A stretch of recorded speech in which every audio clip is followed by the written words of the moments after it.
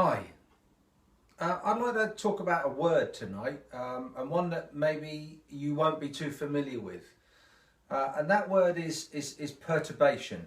It's really interesting actually, because if you are a client of mine watching this, you probably know exactly what perturbation is.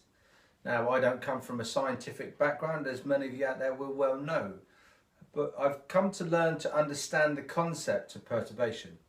So what is it?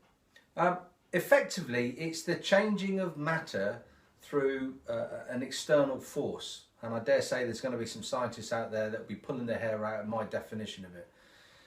But imagine water. In order to boil water, you've got to put it through perturbation, which means that an external force comes out to it, which in this case will be heat. And as the heat heats the molecules and there's agitation, the water starts to boil and bubble. And funnily enough, there's then that breakthrough, and all of a sudden we see that the water change matter and turn into steam. And it's that change process, that external force, that perturbation, that then creates the steam. So the analogy really is in reference to business, and indeed, you can apply this just as well to your personal life. When have you in the past experienced perturbation?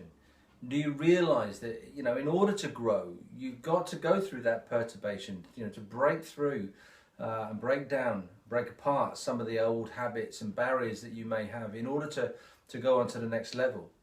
And it's something that I often position with my clients with regards to being aware that, that there will come a time where you will actually be heading through perturbation.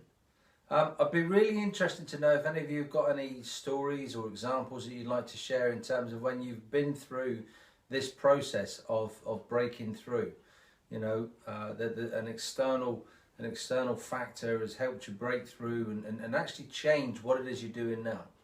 And I guess in many respects as a coach, that's the part that I play.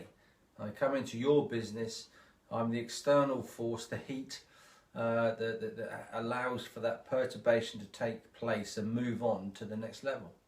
So, I think a good word for today, perturbation. Have a great evening.